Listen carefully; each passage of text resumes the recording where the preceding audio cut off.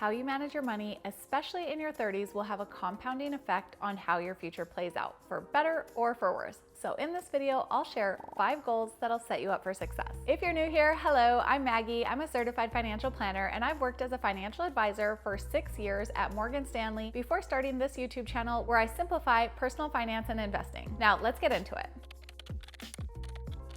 First off, position yourself for happiness. Understanding that more money does bring more happiness, the question becomes, what's holding you back from going after a higher paying job? While it may be tempting to fall into the mindset trap of accepting your income for what it is, I encourage you to take a look around at the people around you that are making more money than you are. It's likely they aren't any smarter or more capable than you are. You'll probably discover the opposite and realize that you can be making more if you get proactive and strategic about increasing your income. This thought process is exactly what triggered me to move from working as a teller at a bank making $25,000 to becoming a financial advisor bringing in over 6 figures. Now, if you're wondering how to find and qualify for a high-paying job, start with a Google search to see what's out there that piques your interest. Use YouTube to research what those jobs are like and find tutorials for qualifying for the job that you've discovered. You can also be bold and ask someone how they got the position they have and follow the steps that they share with you. LinkedIn can be a great resource for this if you don't know anyone that already has the job that you want. As you're working on increasing your income,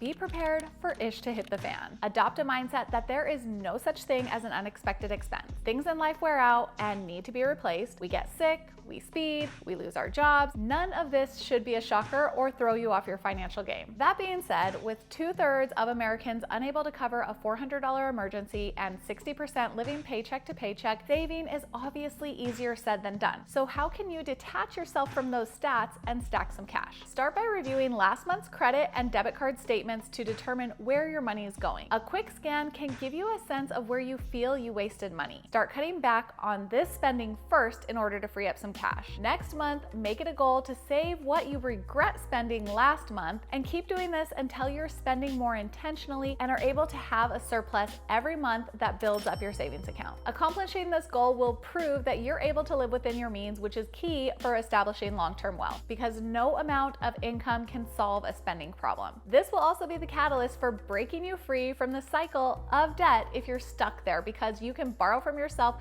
when something comes up versus using a credit card. Next is to stop overpaying for borrowed money. If you were to take a look at each debt you have alongside the interest you're paying, you will probably fall on the floor. That's what happened to me when I got serious about taking care of my debt. I sort of knew that my credit cards and student loans had high interest, but I did not understand what that equated to until I entered the numbers into a loan payoff calculator. Do this for each debt you have and write down the interest you'll pay if you maintain your current payoff schedule. Then see how much you can save if you increase what you pay each month. Write down the date you'll have all your high interest debt paid off and make it a goal to knock this out as soon as possible.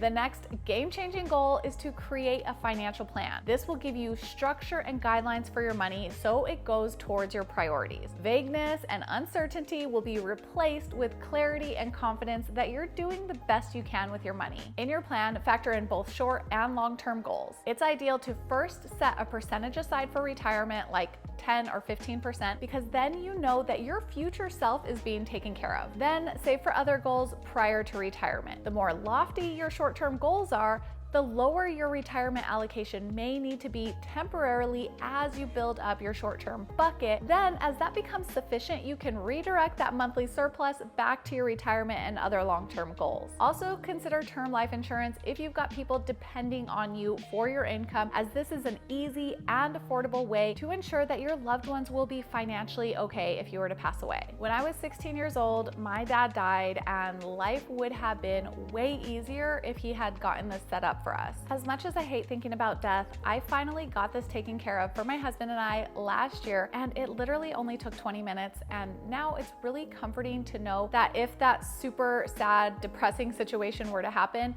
at least money wouldn't be a concern. Moving along from that sad but important note, with your plan in place, commit to paying yourself first and then find a way to live within the remaining amount. If you're finding it hard to save, remember two things. One, someone somewhere is living on less than you and they're figuring it out, so you can also. And two, you have the power to increase your income, so go for it because it makes saving a lot easier. Now it's time for the ultimate goal to accomplish in your 30s, and it's to consistently invest to accelerate the time it takes for you to reach your goals. You might be tempted to start this early on in hopes that your money will grow fast enough to help you take care of the debt or as a way to have passive income, but unfortunately, this is just not how it works. You'll never earn enough from your investments to outpace the rate that high interest debt is taking the money from you, and your investments won't generate significant income until you have a sizable account. Understand that when you first start investing, the majority of your account's growth will come from your own deposits, not from the growth of the investments. There will be a point where the scale tips and the opposite happens. The sooner you can get more money invested, the quicker you'll see that tipping point where your account grows more from the investments within it than it does from your own deposits.